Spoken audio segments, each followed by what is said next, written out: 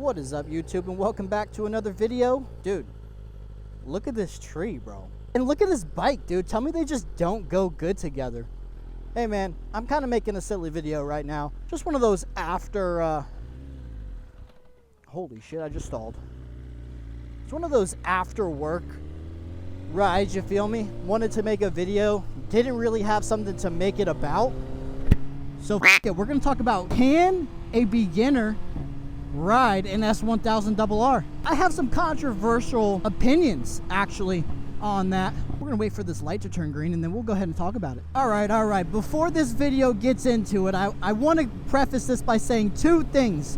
One, notice how the title of this video is, can a beginner ride an S1000RR? Not own, ride. And also, there are two types of beginners that I want to clarify. The first type is they have dirt bike experience. They've been on two wheels before, understand how to use a clutch, a brake. They understand the controls of a motorcycle, but have never necessarily been on a sport bike. I would classify that as one type of beginner. And another type of beginner is somebody who has never rode a motorcycle, period, any type. Now, somebody that has never been on two wheels, I think it goes without saying, shouldn't even look at a leader bike. I want to talk about more of a person that is familiar with the controls of a motorcycle, maybe has a few hours on a V-twin somewhere or whatever, and they're looking to purchase their first bike. Now, for the main topic of this video, can a beginner ride an S1000RR? I'm gonna go ahead and say yeah. So what I think is so great about the BMW to begin with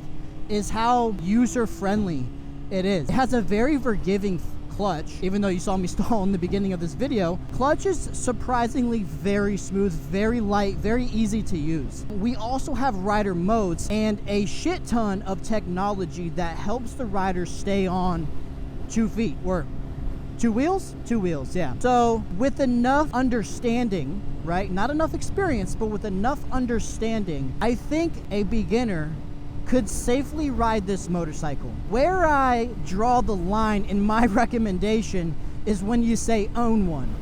The reason being is because this bike will make you feel extremely comfortable. I have over 10 years for sure on street bikes alone, and even this bike scares the shit out of me at times. When the power hits, it hits, okay? Now, when it comes to how this bike makes you comfortable, I think that's where it's going to get a lot of beginners in trouble. You won't have time to second guess yourself on a machine like this. Now, I think that if you're a beginner, you're comfortable with the ergonomics, hand positioning, and, you know, the boring stuff, you would be able to safely ride this bike. This bike doesn't require much skill to ride in a straight line. That's just legitimate, right? And I think that's how it was designed, right? And not in a bad way. I think the easier a bike is to ride, the safer you will be on it, right? If you have to constantly fight the bike, that's just going to get people in trouble. It's going to get people hurt. So this bike really helps the rider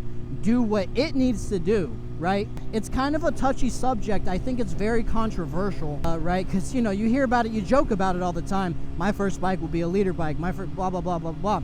There's no doubt you're going to hop on it once you understand how to ride a motorcycle. There's no doubt you're going to be able to ride this thing, and you're going to feel extremely comfortable on it. And I think it's, and that's where problems start, right?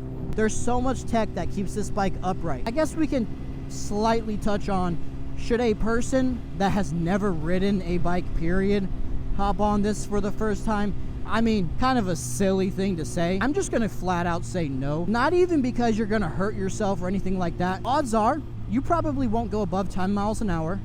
You're gonna try to do a slow maneuver and you're gonna drop the bike, and it's gonna be extremely expensive to fix versus if you just hopped on that 250 or that 300, dropped it, and it cost you a couple $100 to repair the plastics or whatever, you know? Thanks for checking it out. Like, comment, subscribe, and I'll see you on the next one.